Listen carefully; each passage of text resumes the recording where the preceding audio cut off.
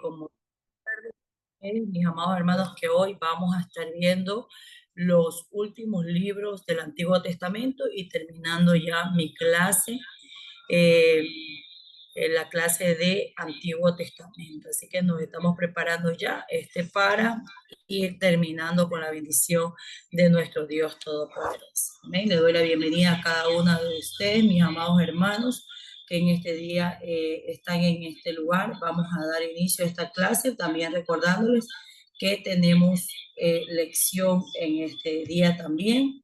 Entonces estamos preparados para iniciar con las clases. Amén. Entonces estamos viendo los profetas menores, ¿no? El Antiguo Testamento, acuérdense que se divide en el Pentateuco, ¿no? Que son 5 libros y los 12 libros históricos y los 5 libros poéticos, los profetas mayores y los 12 profetas menores. Amén. Entonces vamos a estar viendo la clase ya con los profetas menores y vamos a estar orando, mis amados hermanos. Vamos a ir donde está a cerrar sus ojos y vamos a orar. Amado Dios y buen Padre Celestial, te doy gracias en este día, Señor amado, por este tiempo especial.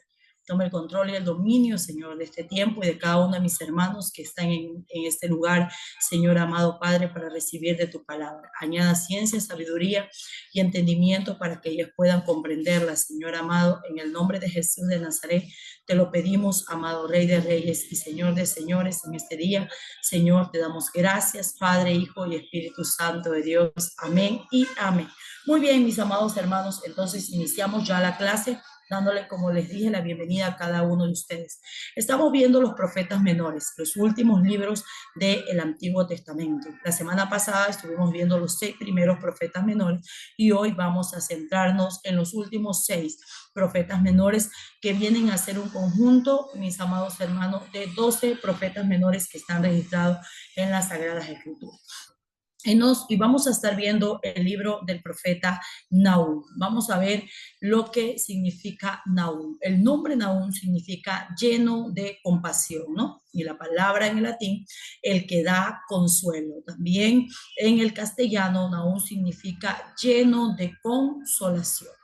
Cuando nosotros vemos el libro de Nahum, lo primero que debemos de ver es cuál es el autor de este libro. Y dice que el autor de este libro aparece en la primera profecía acerca de Nínive, el libro de la visión de Nahum de Elcos. Lo registra el mismo profeta Nahum como aquel que es el autor de este libro, le da la autoría de este libro. Nahum pertenece a este grupo de profetas que no tiene biografía, o sea, una breve referencia es lo que nosotros podemos solamente conocer acerca de la vida de Nahum y su nombre como tal. No aparece en otra parte del Antiguo Testamento él. Y en una antigua tradición hebrea dice que Nahum era de una familia de alfareros por herencia. Al parecer era natural de Elcos, pero cuando nosotros vemos esta palabra llamada Elcos, no se conoce ningún lugar con este nombre en Palestina. Algunos creen, mis amados hermanos, que Elcos estaría ubicado en Mesopotamia y Nahum era descendiente de los israelitas que estaban cautivos. Entonces, el hecho de que Nahum estuviera familiarizado con Nínive le da credibilidad a esta opinión que yo le estoy diciendo. Sin embargo, Nahum predicó a los ninivitas como lo hizo también Jonás. 120 años antes. 120 años antes el Señor envió a Jonás para que envíe la palabra de arrepentimiento a los ninivitas. Después de estos 120 años, el Señor llama al profeta Nahum también para que lleve la palabra al pueblo de los asirios, o también conocido como los nínives. Algunos dicen que donde él vivía, Elcos, su ubicación estaría en una región de Galilea, cerca de una villa en Capernaum, y que el nombre Elcos significa ciudad de Nahum, ¿no? Entonces, no tenemos más registros acerca de eso. Pero el mensaje que Nahum trae en este tiempo es un mensaje, registra las escrituras en las profecías de él, de ruina y de devastación, de juicio. Y aquí nosotros vemos una contradicción, porque acuérdense que el nombre Nahum significa lleno de consolación, pero Dios lo toma a él para que lleve un mensaje de juicio y para que lleve también un mensaje de ruina. Los eventos que se mencionan en el libro de Nahum es la caída de Egipto, como ocurrió en el 660 antes de Cristo, y el mensaje de la caída futura de Nínive, que estuvo por ocurrir en el 612 antes de Cristo, ¿no? Entonces podemos ponerle fecha cuando él profetizó en el tiempo, en qué tiempo él profetizó, pudo haber sido en el año 640 al 600 antes de Cristo.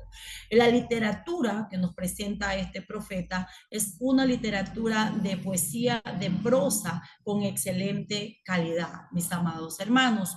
Entonces, nosotros vemos que 120 años después de que Jonás haya llevado la predicación a Nínive, se levanta el profeta Nahum. Las profecías de Nahum, que las que el Señor pone en la boca de este hombre, es un mensaje de parte de Dios para la nación de Nínive, mis amados hermanos. Cuando Jonás predicó en Nínive, dice que, como nosotros lo vimos la semana pasada, los ninivitas se arrepintieron y el Señor también se arrepintió de exterminarlos de sobre la faz de la tierra. Entonces, pasa un tiempo, mis amados hermanos, pero luego vemos más adelante que en el 722 antes de Cristo, estos ninivitas aplastan el reino del norte de Israel y lo llevan al cautiverio. Entonces, vemos más adelante en el 612 que después que sucede esto, que los ninivitas, los asirios toman al reino del norte, al reino de Israel, los aplastan, los llevan al cautiverio. Más adelante Nínive también cae bajo el dominio de Babilonia por causa de sus pecados. También cayó Nínive bajo el poderío de los babilonios. Pero estas profecías van directamente dirigidas a el pueblo de Judá, diciéndole que Nínive iba a pagar por todos los pecados que ellos también habían cometido delante de Dios, ¿no? Entonces, el mensaje principal de este profeta, del profeta Nahum, es un mensaje de destrucción, pero para Nínive, para esta nación pagana, y de consuelo para el pueblo de Israel, mostrando a Dios como el Dios que se vengaría de sus enemigos por causa de la devastación que causaron sobre ellos. Por tanto, Jonás, Nahum y Sofonías e Isaías, cuando usted lee las profecías de ellos, también hablaron acerca de la destrucción de Nínive si no se arrepentían de su pecado. Si bien es cierto, cuando Nínive escuchó a Jonás, se arrepintió de su pecado y esta generación fue salva, pero más adelante hubo una falla allí, y es que ellos fallaron en transmitirles el temor de Dios a sus hijos, el temor del Dios de Israel. Entonces, se levantan nuevas generaciones que no conocen a Dios, que no están familiarizados con el Dios de Israel, y volvieron a hacer lo malo y volvieron a pecar delante de la presencia del Señor. Entonces vemos que la profecía de Nahum es una profecía de consuelo y una profecía de juicio también para esta nación llamada Nínive. Los reyes que estuvieron durante el profeta Nahum fueron Sedequías, Josías, Joacás, Joacín, Joaquín. Ellos fueron los que estuvieron en el tiempo en que se levantó este profeta llamado Nahum. Entonces vamos a ver, el libro de Nahum, mis amados hermanos, tiene tres divisiones. Aquí vemos, la primera división es la justicia de Dios, la segunda es la caída de Nínive y la tercera es la destrucción total del mal. Entonces, el contenido del libro de Nahum habla acerca de la naturaleza de Dios. ¿Cuál es la naturaleza de Dios? La naturaleza de Dios es que Dios es un Dios de justicia y que no da por inocente a aquel que es culpable.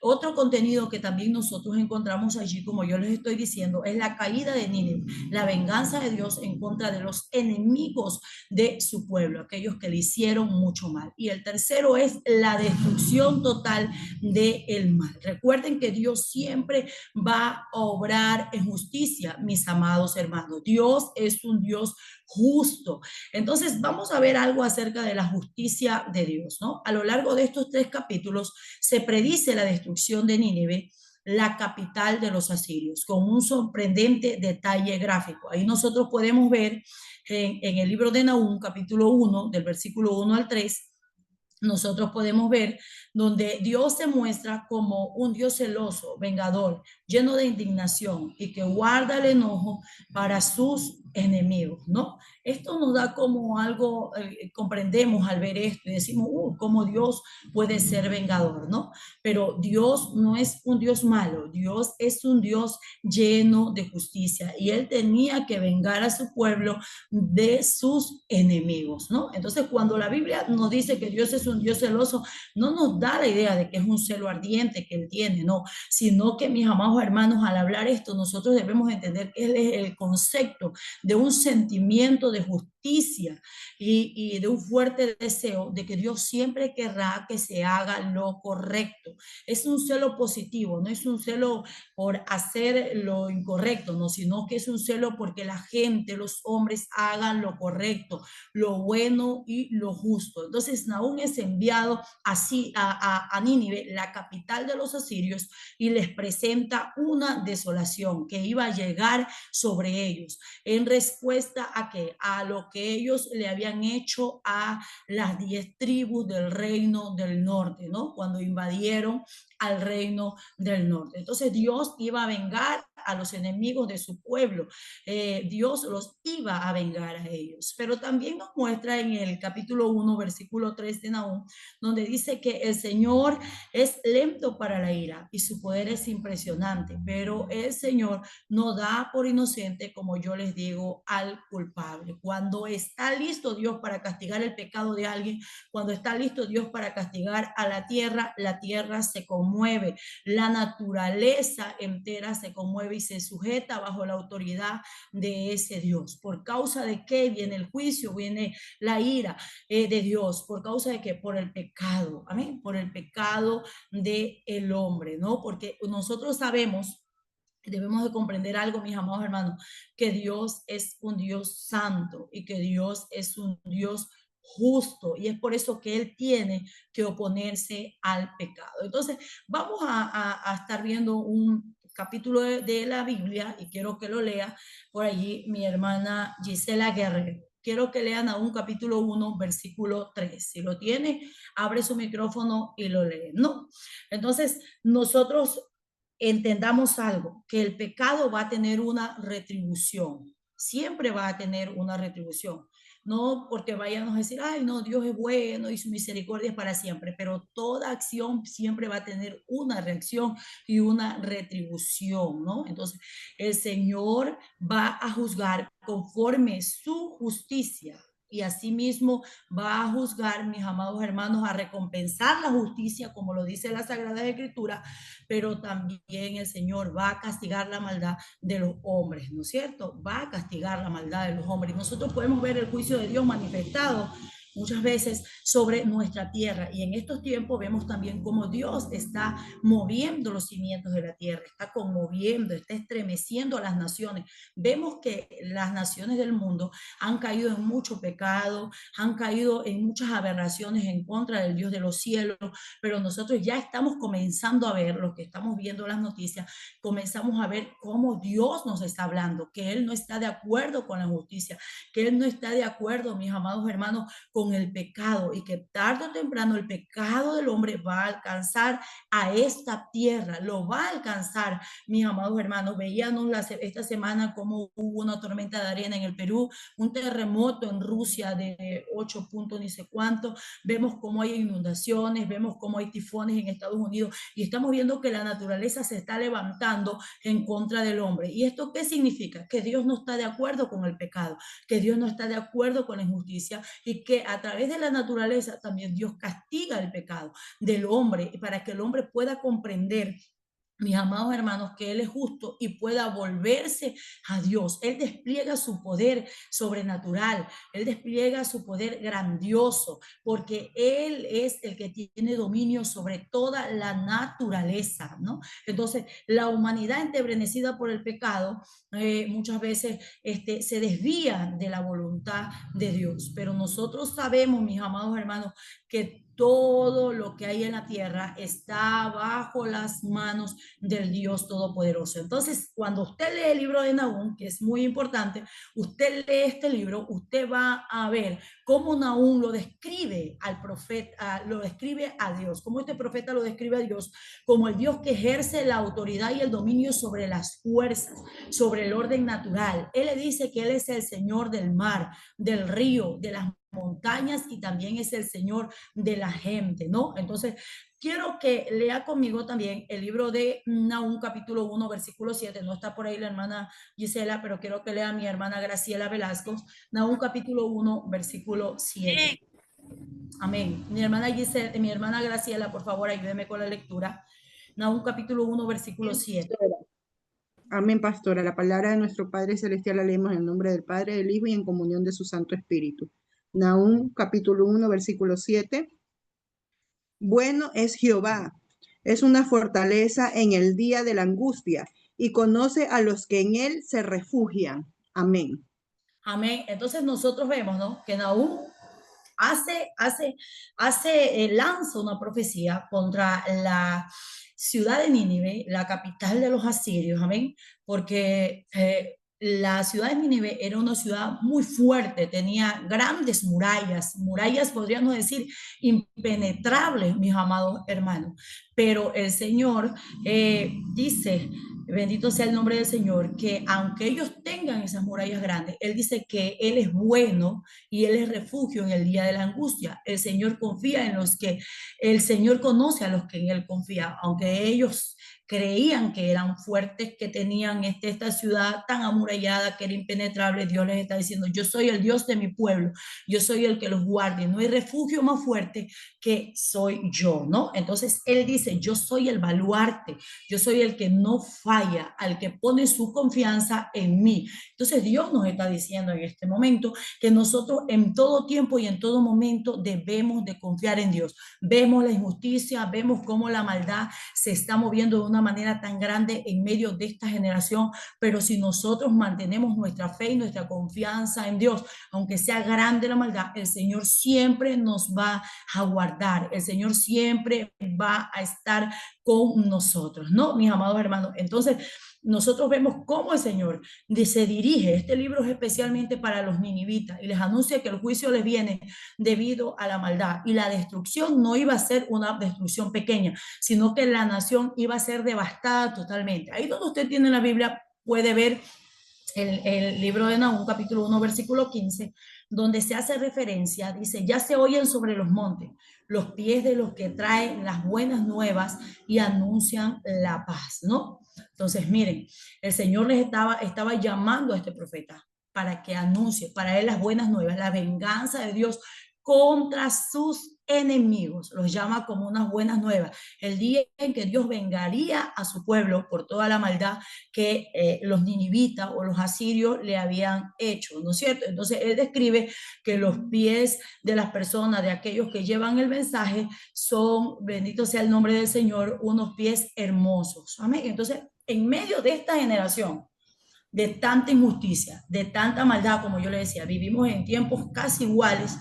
Nuestros pies, los pies de la iglesia, son hermosos porque nosotros somos los atalayas, los que llevamos el mensaje de salvación. Somos la luz en medio de esta nación. ¿Para qué? Para que los hombres vuelvan y se arrepientan. Amén. Para que los hombres vuelvan y se arrepientan de sus malos caminos, ¿no? Entonces, nosotros vemos, mis amados hermanos, lo que yo le estaba diciendo allí, es una indignación, ¿no? El celo de Dios es una indignación cuando ves que no se hace lo correcto y el enojo de Dios por lo que se hace lo malo. Entonces vamos a ver acá la caída de Nínive. El profeta anuncia acerca de la caída de Nínive, ¿no? Ahí nosotros podemos ver en la diapositiva, vemos que Nínive cae bajo el imperio de los babilonios y la ciudad cae totalmente, es destruida. Dios la castigaba al enemigo de su pueblo. Nínive se hacía referencia como que ellos eran una ciudad de leones, un símbolo del imperio asirio, era el símbolo de los leones. Entonces, en el capítulo 2, versículo 6, en el capítulo 2, versículo 6, si mi hermana Lili lo puede leer, mi hermana Lili Guerrero, ahí hace referencia a lo que yo les estoy diciendo. Amén. Léalo, mi amada hermana. Amén. 2:6. Ujú. Las puertas de los ríos se abrirán y el palacio será destruido. Entonces, miren, Dios trae un juicio totalmente devastador como nunca lo había sufrido la nación de Nínive, ¿no? Porque dice que la ciudad de Nínive se había construido alrededor de represas. Entonces se abrieron todo esto. Y cuando se abren las represas, dice que el agua permite que los muros de la ciudad caigan. Y los babilonios entraron y destruyeron los palacios, o sea, la ciudad de los leones, porque ellos decían que eran fuertes como un león. Entonces viene la devastación sobre esta ciudad. Se abren las compuertas, el agua viene, devasta toda esta ciudad, los palacios, y los babilónicos toman la ciudad tal y como Nahum, el profeta de Dios, lo había advertido. Nínive cayó bajo el poder de los babilonios. Entonces, vamos a ver aquí la destrucción del mar, que es otro de lo que nos habla también el libro de Nahum, ¿no? Vemos la lista de los pecados de Asiria. ¿Cuáles eran la lista de los pecados de Asiria? Y vaya comparándolo con lo que en este tiempo estamos viviendo. Homicidios, mentiras, codicias, asesinatos de inocentes. Y ahora Dios tenía que juzgarlo. Y ahí es cuando Nahum certifica que la destrucción de Nínive era justa, mis amados hermanos, porque era un pueblo sanguinario. Si usted lee la diapositiva ahí que le estoy poniendo, dice que estos hombres cortaban la cabeza, despellejaban a sus enemigos. Aparte de esto, ellos inducían a la prostitución espiritual. Nínive es descrita como una ramera que sedujo a las demás naciones para destruirlas y para someterlas a través de la idolatría, ¿no? Entonces, cuando las naciones recibieron el informe, las naciones que estaban alrededor de la destrucción de Nínive, la capital de los asirios, aplaudieron con gozo porque el enemigo había sido abatido, ¿no? Entonces, así como Dios juzga los pecados de las naciones, lo hace también, mis amados hermanos, con cada hombre en este tiempo. Amén. Es trágico cuando el hombre endurece su corazón para rechazar las advertencias y para persistir en el pecado. Ten por seguro, mi amado hermano, que el pecado siempre va a alcanzar al hombre. Entonces, Dios propuso la ruina de Nínive. Amén. Dios la propuso y cayó en el 612, fue conquistado por los babilonios. Y Nahum nos muestra que Dios es soberano y en la historia y Él rige el destino de todas las naciones. Todas las naciones están sujetas bajo la mano del Dios todopoderoso. Las naciones, el mundo, el universo, todos aquellos que violan las leyes morales y espirituales de Dios van a recibir la justa retribución por su pecado. Mire lo que dice allí en el libro de Mateo capítulo 26, versículo 52, porque todos los que tomen la espada, a espada también van a perecer. Entonces aún vemos que Dios en su santidad aplica el castigo al incrédulo tal como da compasiones a quienes confían en él. Entonces Dios es un Dios, como yo le digo, de justicia. Y así lo muestra este profeta, el profeta Nahum. Vamos rápidamente a pasar también al libro de Habacuc. Y vamos a ver, el nombre Habacuc significa en hebreo el que abraza, en la versión latina significa abrazar o sostener, y el nombre en castellano significa abrazar. Y hablamos acerca del profeta Habacuc, ¿no? De la vida de Habacuc no sabemos casi nada, ¿no? En el capítulo 1, versículo 1, si lo puede leer mi hermana Sandra García, y en el capítulo 3, versículo 1, se saca la conclusión de que este hombre era un profeta, ¿no? Su nombre no aparece en el Antiguo Testamento, al igual que el otro profeta que estuvimos viendo, Nahum, y vivió junto a Jeremías en una época de decadencia en la nación, ¿no? Advirtió al pueblo contra el pecado y anunció que vendrían sobre ellos juicio, y Dios iba a usar a los caldeos, a los babilonios, para disciplinar también a su pueblo. Entonces, Habacuc vivió durante el reinado de Josías de Joacim en el año 630 al 600 antes de Cristo, mis amados hermanos. Ahí está el dato que yo les estaba dando Entonces, el estilo de este libro, en los primeros capítulos es un estilo de prosa y en el último es un estilo de poesía. Es un salmo, el último capítulo es un salmo de exaltación al Señor. ¿Y cómo empieza este libro? Quiero que vaya poniendo atención porque quizás usted va a encontrar en la lección que se le va a tomar mucho de lo que yo le voy a enseñar en este día. ¿Cómo empieza este libro? El libro empieza con una queja. Cuando usted lee el libro de Habacuc, usted ve una queja. Amén. Entonces, ¿alguna vez nosotros hemos mirado el mundo y tantas injusticias que suceden a nuestro alrededor y nos hemos preguntado por qué Dios no hace algo, por qué Dios no interviene? ¿No? Y a veces muchos se preguntan por qué los malos prosperan y los justos sufren, los hijos de Dios que oran, y parece como que si nuestras oraciones, mis amados hermanos, no sirvieran de nada.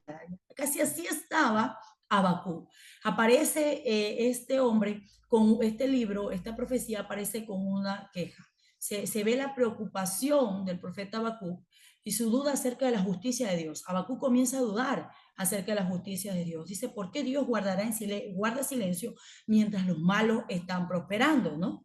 Entonces, Habacuc no entiende que el hecho de que Dios no use una nación, que Dios use una nación más perversa para disciplinar a aquellos que están pecando. Él no entendía esto, que Dios quería usar una nación perversa para poder disciplinar a su pueblo que no se volvía, que no se arrepentía. Dios estaba trabajando en un escenario mundial. Ya Babilonia había tomado a Nínive, como nosotros vimos, la capital de Asiria, y ahora nosotros vemos que Dios comienza a tomar a los caldeos, a los babilónicos, para traer juicio a su nación por causa del pecado. Entonces vamos a seguir viendo por allí lo que yo les estaba diciendo. En el 605 antes de Cristo, los babilónicos derrotaron a los egipcios y tomaron ellos también el reino del sur. Acuérdense que los babilonios fueron los que tomaron el reino del sur, ¿no? Jerusalén, que era la capital de Judá, ¿no? Entonces, el profeta Habacuc empieza con unas quejas, ¿no? Con unas quejas diciendo por qué el malo prospera, por qué le sucede esto a tu pueblo, ¿no? Entonces, nosotros podemos ver, ¿no? Que Dios quería enseñarle algo a su nación y que las consecuencias de lo que ellos iban a atravesar era por causa de su pecado, porque habían dejado de hacer la perfecta y santa voluntad de Dios, ¿no? Entonces, este libro del profeta Habacuc nos presenta a un hombre que está perplejo por ver cómo se estaban desarrollando las cosas en medio de su nación. Y en el mundo que estaba alrededor de él, ¿no? El tema de este libro podríamos calificarlo como el triunfo de la fe sobre la duda, porque Habacuc comienza a dudar.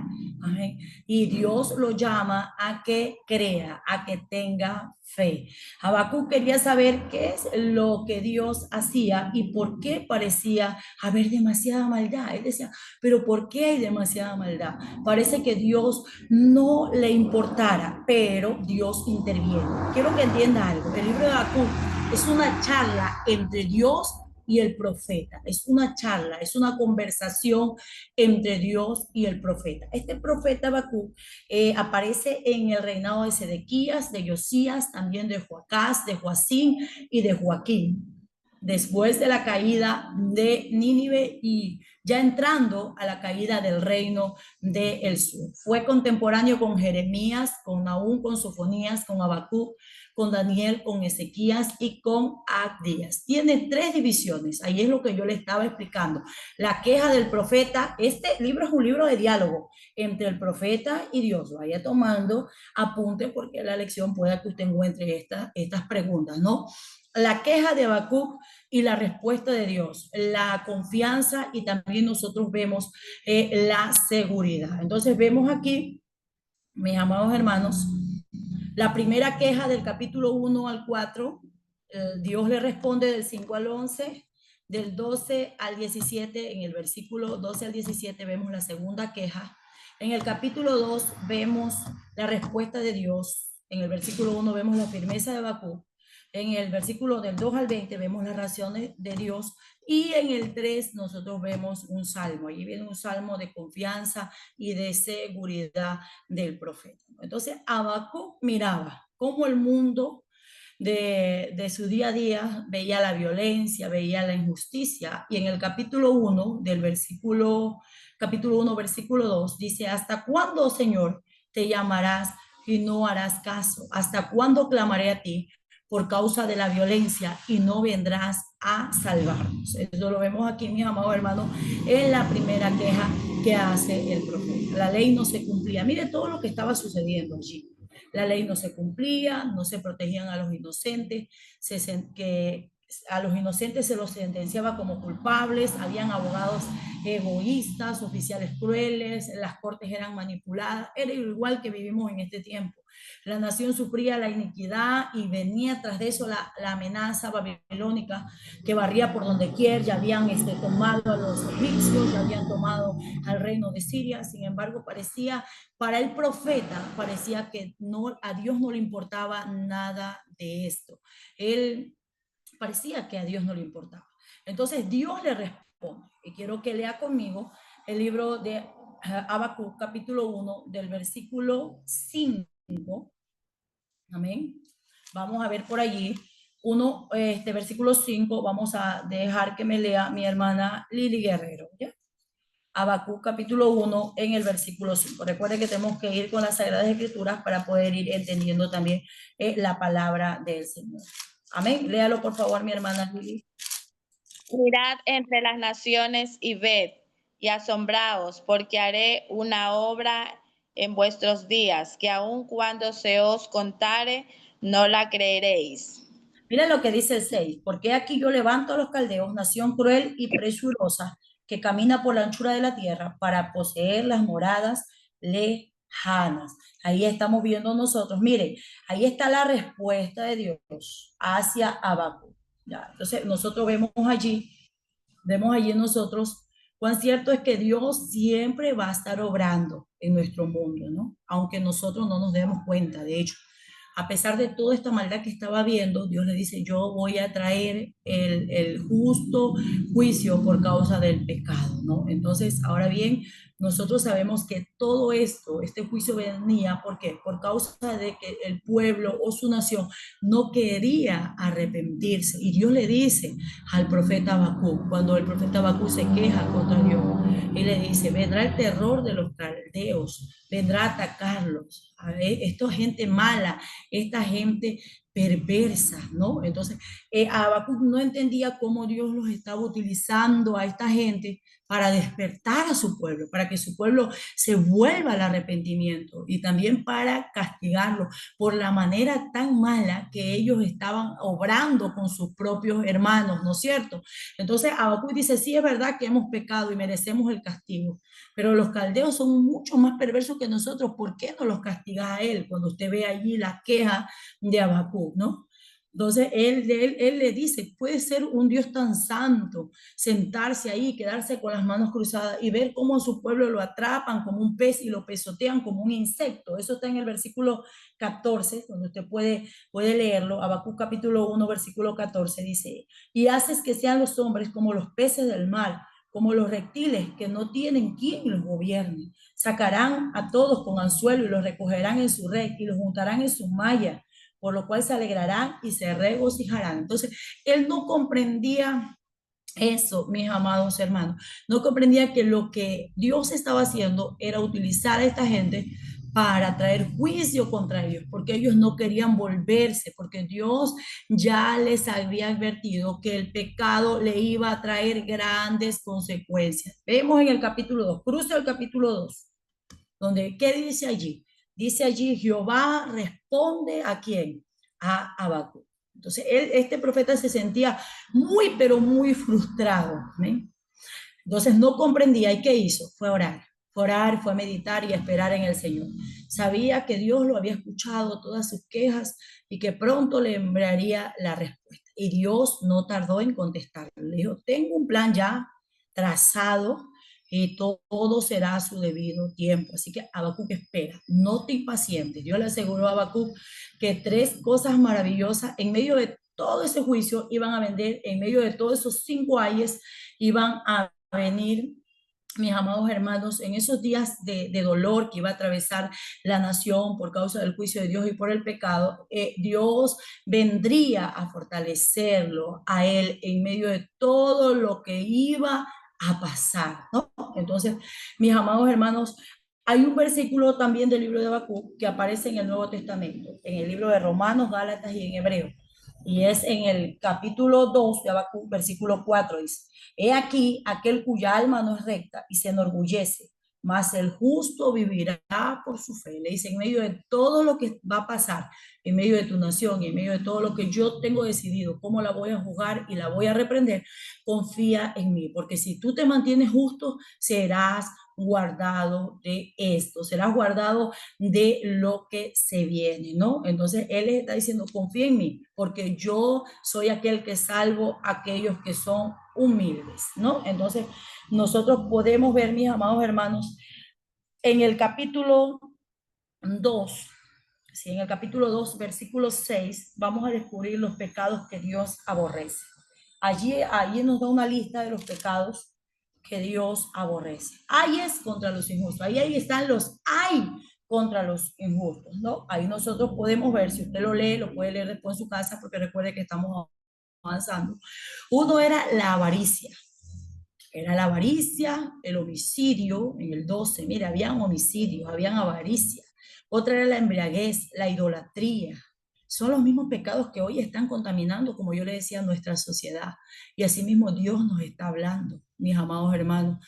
Los justos serán guardados, pero aquellos que pecan y que hacen lo malo no serán guardados. Y a veces nosotros vemos y decimos, hay tanta gente que muere, están muriendo los jóvenes, y nosotros nos da mucha tristeza y pena en nuestro corazón. Decimos, nuestros jóvenes están muriendo y están cayendo abatidos. Pero cuando nosotros vamos al contexto de esto, nosotros vemos en la noticia que estos jóvenes que habían hecho, se habían involucrado en sicariato, en drogadicción, se habían involucrado en lo malo, y por eso, por el pecado los alcanza y caen muertos.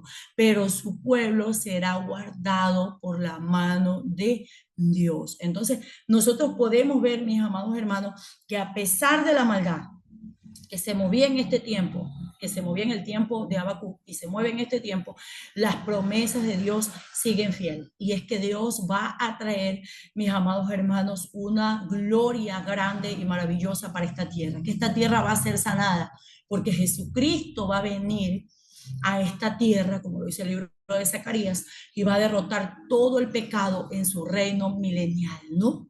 Entonces, vemos nosotros en el libro de Habacuc capítulo 2 un versículo hermoso que dice, pero el Señor está en su santo templo y que calle delante de él toda la tierra. Dios está diciendo, yo sigo sentado en mi trono, mi poder no se ha acabado y no tienes necesidad de quejarte ni de dudar, porque yo reino, porque yo intervengo en los asuntos de las naciones, yo juzgo las naciones. Entonces Habacuc, al ver la respuesta de Dios, descubrió que Dios le importaba mucho los problemas de la vida y que obraba según su plan y según su tiempo. Nosotros decimos, ¿hasta cuándo tanta maldad? La Biblia nos da la respuesta. Llegará un día en que se acabará la maldad de esta tierra. La tierra será limpia, mis amados hermanos, cuando el Rey de Gloria reine sobre esta tierra. Y por eso dice el libro, por eso dice el libro de 2 Corintios capítulo 5, versículo 7, dice que los justos vivirán por la fe.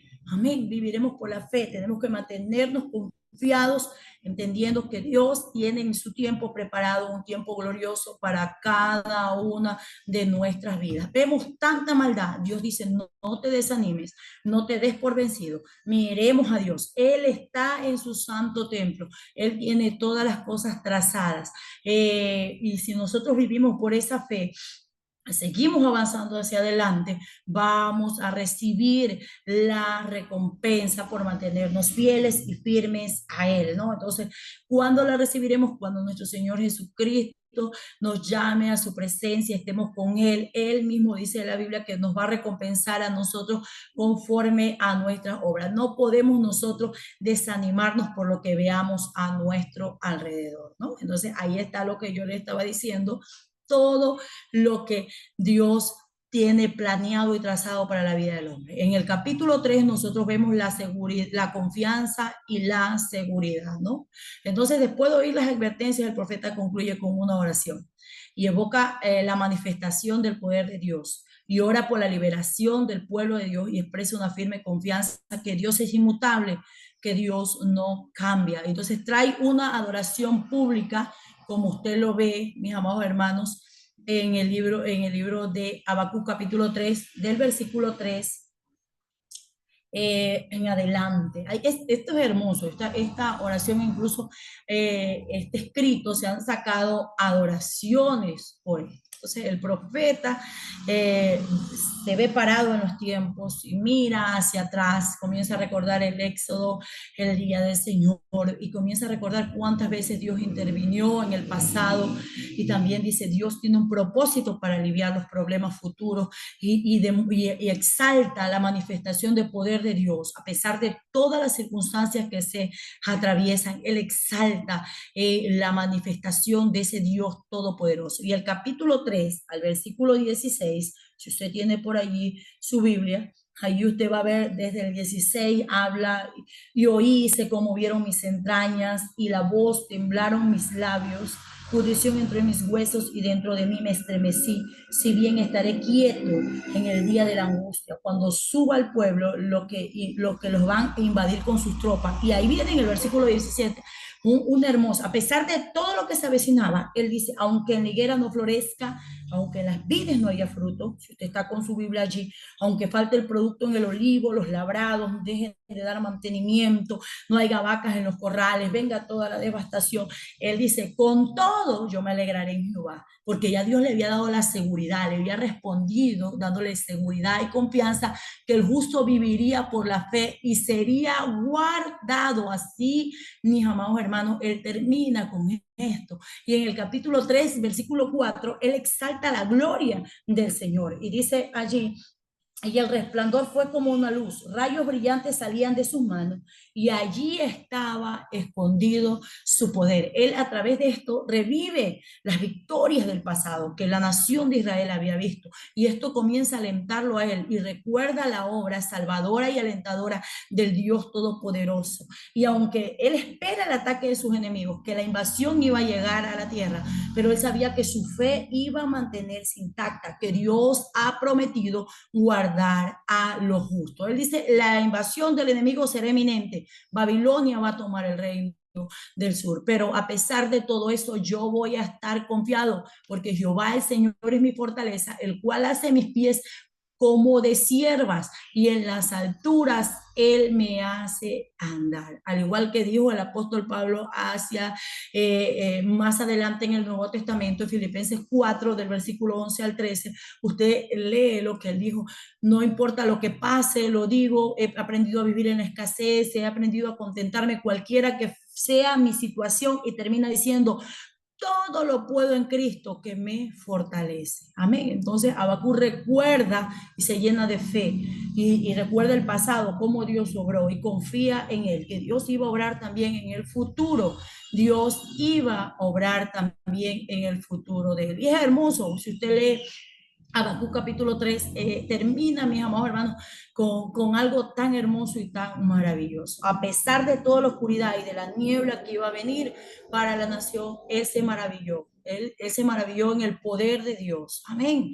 Porque conocemos que Dios siempre tiene un plan. Amén. Conocemos que Dios siempre va a tener un plan. Entonces, nosotros, mis amados hermanos, tenemos que entender que Dios tiene todo bajo control. Dios tiene todo bajo control. Ahí está lo que yo le estaba diciendo.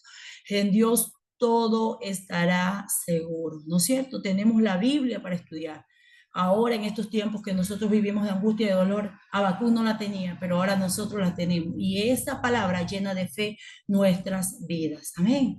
Tenemos la vida, tenemos la muerte y la resurrección y la ascensión de nuestro Señor Jesucristo como la promesa de su venida. Amén. Si en algo nosotros debemos de regocijarnos y nuestra fe tiene que estar, es en el Señor. Y eso es lo que Dios también quiere hablarnos en este tiempo a la iglesia. Amén. A menudo nos quejamos, dudamos de muchas cosas, criticamos muchas veces a Dios por lo que hace y no aprendemos a esperar. Amén. Como Habacuc lo termina entendiendo al final. Habacuc nos enseña a cómo nosotros debemos lidiar con los problemas de la vida. Debemos de admitirlos con sinceridad, hablarle a Dios al respecto y esperar en ese silencio, en la oración, en la meditación de la palabra. Y cuando Él nos hable, debemos de escucharlo y obedecerlo. Nunca, mis amados hermanos, debemos de huir muchas veces de las dificultades, porque Dios quiere quizás que atravesemos dificultades. ¿Para qué? Para fortalecer nuestra fe. Entonces, el libro de Habacuc es un diálogo entre Dios y el profeta. Entonces, vaya analizando. Pasamos al libro de Sofonías. Sofonías dice que significa el al que Dios ha escondido. Vivió y profetizó en los tiempos del rey Josías, quien reinó desde el 640 hasta el 609, según lo vemos en el capítulo 1:1. Así que quiero que me lo lea, me lo lea por allá mi hermano Enrique, amén.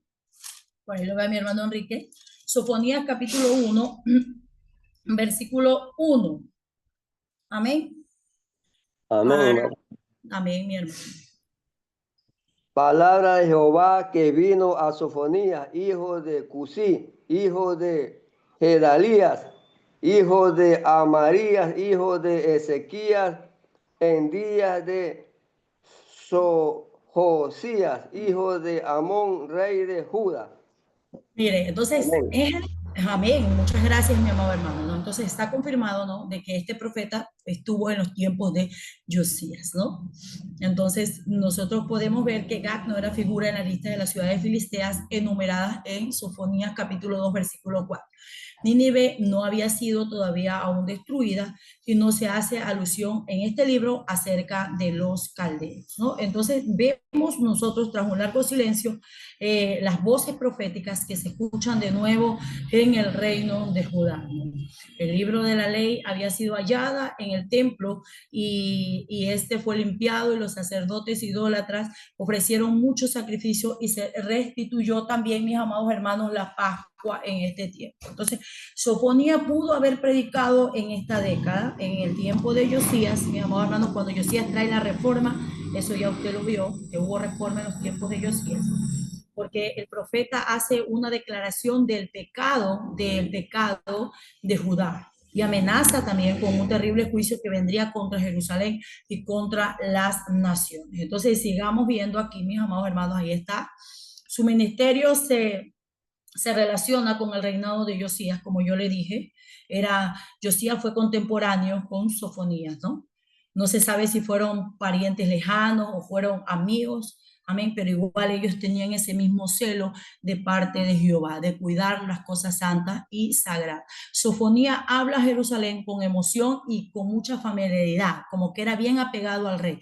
Mira lo que dice en el libro de Sofonías capítulo 1, en el versículo 10. Dice así la palabra del Señor, léalo conmigo si está aquí. Esto les vendrá por la soberbia, porque afrentaron y se engrandecieron contra el pueblo de Jehová de los ejércitos. Terrible será Jehová contra ellos, porque destruirá todos los dioses de la tierra. Desde los lugares se inclinarán a él toda la tierra y las naciones. Entonces nosotros podemos ver allí que este hombre tenía un gran celo, amén, de Dios, amén, y se convirtió, mis amados hermanos, en el último autor y profeta antes del cautiverio. Antes de que venga el cautiverio, Sofonía fue el último profeta. Vaya tomando atención. Entonces, Sofonía hace un llamado a Judá. ¿Para qué? Su mensaje era un llamado de arrepentimiento. Y nos presenta el primer tema, nos presenta un tema de advertencia. Vaya viendo su Biblia para que vaya corroborando lo que yo les voy diciendo. Advierte que el día del Señor vendrá y habrá un cumplimiento. El Señor va a cumplir lo que ha dicho a través de la boca de su profeta y que el pueblo iba a ser llevado cautivo por Babilonia.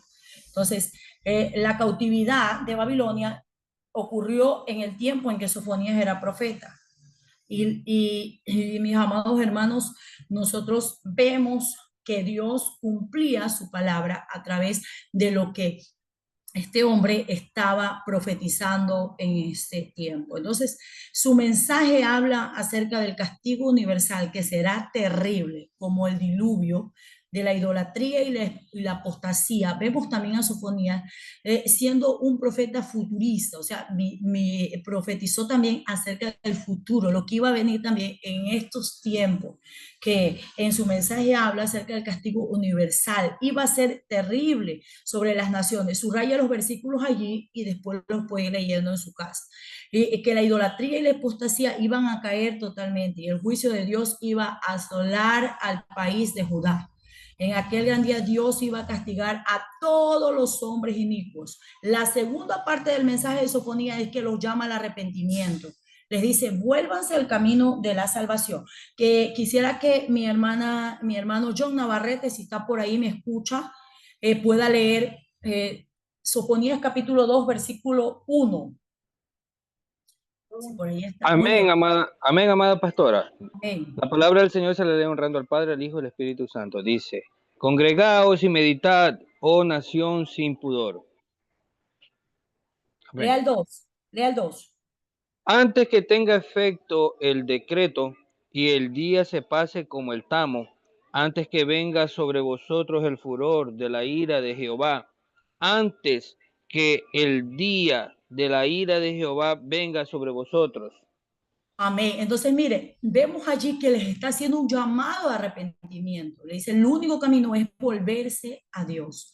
En el capítulo 2, en el versículo 3, que no lo leyó mi hermano porque no le dije que lo lea, dice, ahí también nos habla, mi amor, y exhorta a que sean humildes, a que se dobleguen y comiencen a buscar al Señor. Pero ellos no lo hacen. Ahí léalo usted, dice, buscad a Jehová todos los humildes de la tierra. Le está diciendo, todos los humildes de la tierra vengan y busquen a Jehová, porque Él va a castigar la iniquidad de otras naciones y también iba a castigar la iniquidad de su pueblo. Y en Sofonías 3, del 1 al 8, nosotros vemos que Jerusalén, el reino del sur, se rehúsa en arrepentirse, por lo cual no escaparía. Ya Dios conocía el corazón de ellos. Habían sido duros. Si usted tiene allí, porque aquí en la parte de mi Biblia se me ha roto este pedacito, Sofonías capítulo 3, del 1 al 8. Ahí Él los está, ahí nosotros podemos ver, mis amados hermanos, que la nación de Jerusalén se rehúsa a arrepentirse. Entonces, Sofonías habla acerca del día del Señor. Ahí está lo que yo les estaba diciendo. Aborda que el día del Señor estaba cercano y advierte. Amén. Y le dice, hace una súplica a este profeta, arrepiéntanse, arrepiéntanse, como en el tiempo que estamos viviendo, ¿no? Llevamos la palabra a la gente, pero el corazón del hombre está duro. Decía mi esposo anteriormente, usted hacía una campaña y mucha gente se convertía, venían arrepentidos y llorando. Ahorita es duro ganarse un alma para el Señor, porque el corazón del hombre se ha hecho duro por causa de la maldad y del pecado y del tiempo que nosotros estamos viviendo. Entonces Dios le dice, si solamente hicieran lo correcto y se humillaran ante mí, tal vez podrían escapar del castigo que les va a sobrevenir, pero no lo hicieron, mis amados hermanos, no lo hicieron. Ellos continuaron, mis amados hermanos, pecando. Dios mismo a través de este profeta les suplica que se arrepientan, que se vuelvan, que se vuelvan. Entonces vamos a ver la tercera parte de su mensaje que encontramos en el libro de Sofonías. Después del juicio, Dios da un mensaje también de esperanza, amén, para las naciones, amén, que el remanente de Israel podrá en él su confianza y será santo. Y después se volverán y el Señor reinará y dará abundante bendición a su pueblo. Entonces, reunidos y hechos objetos de alabanza en medio de las naciones. Y vemos en el libro de Nehemías, lo que ya estudiamos, como después de tanta devastación y de todas las cosas, cuando ya el templo es reconstruido, viene la reforma de Nehemías y vemos nosotros cómo la gente lloraba, la gente reconoció su pecado, hubo convicción de pecado. Vemos que se cumplió la palabra de este profeta, porque después cuando llega este remanente, cuando ya el templo otra vez se reconstruye, llega este remanente, vemos cómo la gente comenzó a llorar, comenzó a cantar, comenzó a adorar. Eso ya lo estudiamos nosotros, mis amados hermanos. Entonces, eso es lo que nosotros podemos ver del libro de Sofonías. Y vamos a ver al libro del profeta Ageo. Entonces, vamos a ver qué es lo que significa Ageo. El nacido en el día festivo en el hebreo, que significa que está festivo, ¿no? Ageo en el castellano es nacido en una fiesta. Esto es lo que significa el libro. Vamos a ver allí, siempre con su Biblia tiene que estar allí para que usted pueda corroborar lo que está aprendiendo.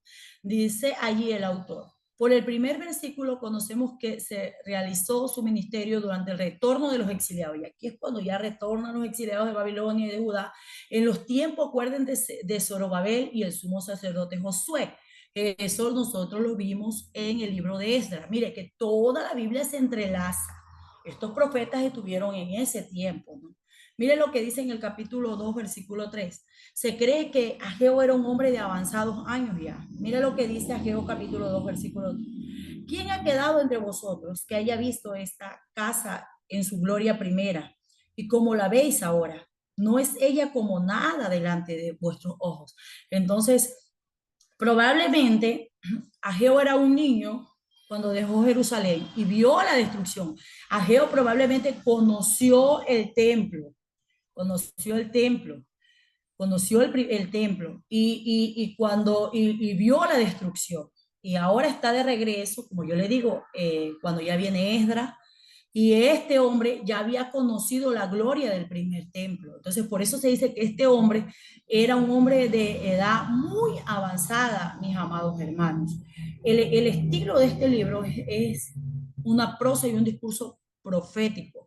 Demostrarle al pueblo, este libro quiere demostrarle al pueblo que si ponían a Dios en primer lugar, entonces les daría cosecha abundante. Las bendiciones del libro de Deuteronomio, que también nosotros las vimos, el pacto que Dios hizo con su pueblo, que si ellos vivirían en bendición, recibirían la lluvia, sus mujeres serían fértiles, su tierra sería fértil, todo sería fértil. Entonces, en el año 536 antes de Cristo, Ciro, rey de Persia, decretó la reconstrucción del templo judío en Jerusalén en Esdras, y 50.000 judíos regresaron con los tesoros del templo, y los deportados volvieron y encontraron pocos habitantes que habían y que estaban allí, usted sabe, en medio de las ruinas de Jerusalén. Entonces, nosotros podemos ver, mis amados hermanos, que este hombre profetizó en este tiempo, en el tiempo cuando regresan de la cautividad, de esos 70 años que ellos estuvieron en la cautividad, ¿no? Entonces llega un remanente con Esdras, y este remanente estaba acostumbrado a la prosperidad de Babilonia. Por todas partes, cuando llegan allí, ven que había pobreza.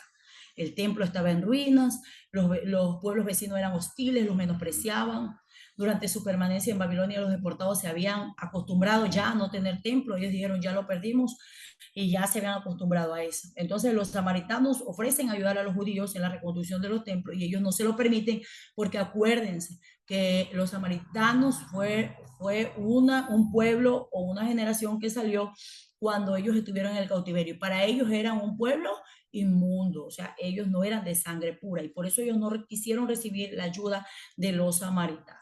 Entonces, nosotros podemos ver, mis amados hermanos, que este profeta interviene en este tiempo, mis amados hermanos. Entonces, después de que ellos regresan, aparece el profeta Ageo, repentinamente aparece. No se sabe nada de su vida ni antes ni después de su predicación. Lo que es un hecho, sí lo podemos corroborar, era de que el pueblo que estaba allí tenía poca importancia edificar la casa de Dios. Entonces allí se centra el mensaje del profeta Ageo. Ahí se centra, ahí centramos las profecías del profeta, las 4 divisiones que tiene estas profecías, ¿no? Ageo destaca en particular que la gente no quería hacer la voluntad de Dios y terminar la obra. Y en ocasiones el profeta Ageo fue al santuario y lo veía en ruinas, y él sentía en su corazón un deseo arduo de edificarlo, pero habían fracasado. Por 15 años se detuvo la obra. El pueblo reedificaba sus casas, las ponía bonitas, le ponía las mejores maderas sin prestar atención a la casa de Dios. Entonces el profeta anuncia el mensaje con el propósito de hacer de que el pueblo se vuelva a Dios y comience a reconstruir las ruinas del templo. Entonces, la primera profecía que encontramos allí es el llamamiento al pueblo a volverse a Dios. Aquí nosotros podemos ver, la primera profecía es el llamamiento al pueblo a volverse a Dios. Ahí está el libro de Ageo. Lo que nosotros estamos viendo Aquí está, mire. La gloria del nuevo templo en el capítulo 2, en su Biblia, vaya subrayándolo.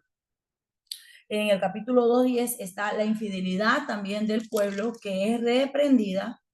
Y en el capítulo 2, versículo 20, podemos ver la promesa de Jehová a Zorobabel, ¿no? Entonces, por segunda vez, dice ahí, por segunda vez la palabra de Jehová a Geo a los 24 días del mismo mes, diciendo, habla Zorobabel, gobernador de Judá, diciendo, yo haré temblar los cielos y la tierra. Y ahí le comienza a decir que es necesario de que también su casa sea, mis amados hermanos, edificada. Entonces vamos a pasar también acá al libro del profeta Zacarías. Y vamos a ver qué significa Zacarías. Zacarías significa Yahweh o Jehová es recordado o Dios se acuerda. Y en el castellano significa a quien el Señor recuerda. Entonces vemos nosotros allí el significado. El autor se nos da a conocer en el primer versículo. Se llama Zacarías, hijo de Berequías, nieto de Iddo. Vamos a ver el libro de Nehemías, capítulo 12, versículo 4, para que usted vea que fue en este tiempo que intervino el profeta Zacarías.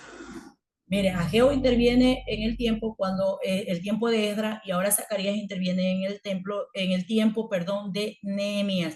Quiero que lo lea mi hermano John Navarrete, amén. Léalo. Nehemías, capítulo 12, versículo 4. Entonces, Zacarías fue contemporáneo a Ageo y junto a él predicó a quienes habían vuelto del exilio de Babilonia.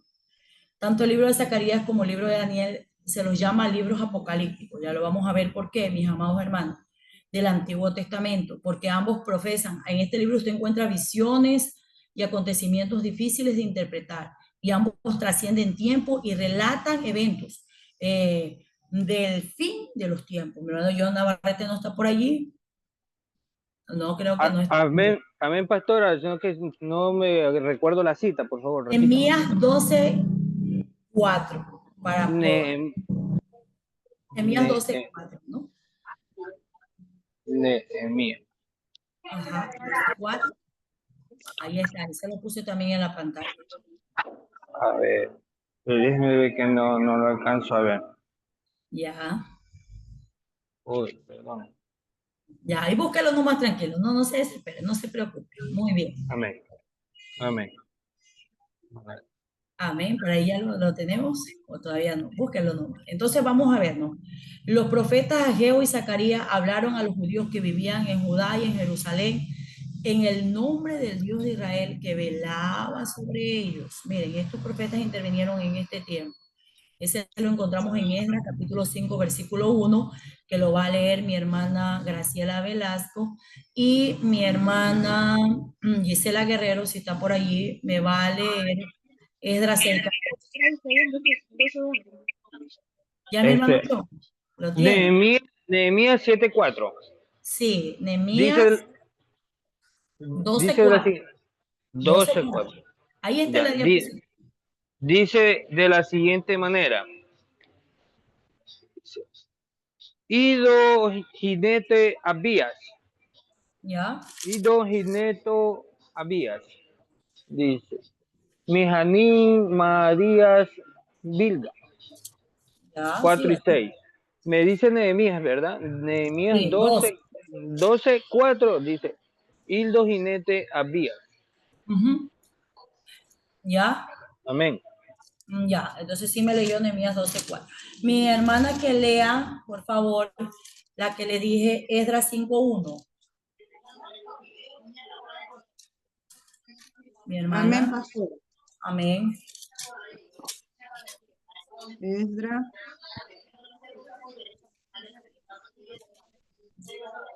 Esdras 5:1. Esdras 5:1, amén. Entonces los profetas Ageo y Zacarías, hijo de Ido, profetizaron a los judíos que estaban en Judá y en Jerusalén en el nombre del Dios de Israel, quien estaba sobre ellos. Amén. Entonces, mire, en este tiempo estos profetas intervienen. Por eso mi hermano leyó acerca de Ido, Gineto y Abías, ¿no? Entonces ahí leyó mi hermana en el libro de Esdras también acerca de ellos que estuvieron en este tiempo. Mi otra hermana que le dije que lea Esdras 6:14.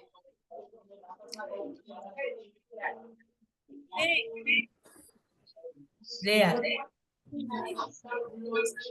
Cierre los demás los micrófonos. Amén. Está prendido mi micrófono. ¿Sí me escuchan? Sí, por favor, léalo, mi amada hermana. Léalo rápidamente. Esdras Los 6:14. ancianos de los judíos edificaban y prosperaban conforme a la profecía del profeta Ageo y de Zacarías, hijo de Idod. Ya, entonces, oye, muy gracias por esa parte es la que quería. Entonces, miren, en este tiempo profetizaba Zacarías, miren, el tiempo donde ya estaban los cimientos y el proyecto de la reconstrucción del templo. Entonces, se escribió este libro en el 500, este libro se escribe en el 520. Zacarías empezó a predicar 2 mensajes después de Ageo en el tiempo del rey Darío. Ahí él comienza a predicar, mis amados hermanos. Vemos el estilo, es una prosa de un discurso profético y apocalíptico. Recuerden que este, al igual que Daniel, es un libro conocido como el Antiguo Testamento apocalíptico. El propósito de este libro fue animar al pueblo, como ya leímos nosotros, a terminar la reconstrucción del templo y mostrarles que Dios perseveraría para siempre un remanente, a pesar de que todas las naciones se iban a extinguir por causa de los imperios, los gentiles serían destruidos, más Israel lograría sobrevivir todas las pruebas. Y pues son ellos el pueblo de ¿quién? Del Mesías. Y un día Dios va a establecer su reino y gobernará sobre toda la tierra. Y lo hemos cumplido esa palabra, porque hemos visto cuántas veces, cuántas guerras tuvieron los medos, los persos, los medos, los babilónicos, los romanos. Quisieron extinguir a la nación de Israel, pero nadie lo logró. Vemos en los tiempos cuando Adolfo Hitler también quiso borrar a los judíos de la faz de la tierra y no lo pudieron hacer porque Israel es un pueblo de promesa. Dios ha prometido que ellos son su pueblo y que no los iban a extinguir de sobre la faz de la tierra. Acuérdense ahora poco esta guerra que hubo, ¿no? Donde esta gente estaba haciendo armas nucleares y Israel tuvo que intervenir porque ellos querían hacer armas nucleares y raer de sobre la faz de la tierra a la nación de Israel. Y Dios le muestra a su pueblo y el pueblo ataca y destruye estas bombas nucleares que ellos querían hacer para destruirlo a él. Entonces Dios cumple su palabra. Él es su Dios. Él es el Dios de los judíos. Él los va a guardar siempre porque el Mesías tiene que reinar sobre ellos. Entonces Zacarías se dirige al pueblo de Dios y les habla a causa de su desobediencia. Habían estado 70 años en cautiverio babilónico y recién acababan de regresar. Estaban viviendo en la ciudad, en ruinas, Jerusalén. Ni bien regresaron, experimentaron cuáles desafíos que los llevó a preguntarse qué es lo que está pasando realmente. El Señor le dice que se han olvidado de Dios ellos. ¿Será que tanto tiempo estando en otro lado se olvidaron?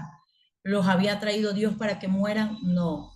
Dios habló a través del profeta Zacarías para recordarles que de él no los había olvidado, que Dios nunca va a olvidar a su pueblo, que Dios nunca va a olvidar a su nación, ¿no? Entonces, Zacarías y Ageo tienen un mismo trasfondo. Zacarías habla a los judíos post-exilio que estaban desanimados con la reconstrucción del templo. Recuerden que el templo 18 años se paralizó la obra y después es retomada cuando el Señor habla a través del profeta Zacarías y Ageo, les habla el sumo sacerdote Josué, le dice que tienen que intervenir, ¿no? A la reconstrucción del templo, ¿no? Perdón, le habla el sumo sacerdote Zorobabel, que corrijo esto, ¿no? Entonces, comenzaron de inmediato a reconstruirlo y encontraron mucha resistencia. Vemos en Nehemías cómo lo resistieron los adversarios, sus enemigos. En el primer tiempo, los enemigos los desanimaron y la obra quedó detenida por 18 años, imagínense, por 18 años. Luego que el Señor levanta a Zorobabel y a estos hombres y levanta su espíritu, vuelven a tomar riendas a las obras, ¿no? Entonces, fue entonces cuando Dios levantó a Ageo y a Zacarías. ¿Para qué? Para que comiencen a hablar, que comiencen a reconstruir, y Zacarías comienza a exhortar al pueblo que tienen que terminar, que el templo estaba olvidado, pero ellos, aunque ellos se habían olvidado, Dios no los había olvidado. Dios tenía un plan en su mente. Dios quería que ellos lo supieran, ¿no? El nombre de Zacarías significa, ¿qué significa? ¿Alguien que me diga el nombre de Zacarías? ¿Qué significaba el nombre de Zacarías? Dios recordó. Dios Yahweh recordando. Dios recordó. Entonces, se cumple esto, ¿no? Dios a través de él estaba recordándole las promesas que les había hecho y diciéndole, yo nunca me he olvidado de ustedes, yo no me he olvidado de ustedes. En esos 70 años que ustedes estuvieron de cautiverio, ni en los 18 años donde fueron apáticos, dijeron, ay no, ahí nadie metía mano en el templo, no había un compromiso de ellos.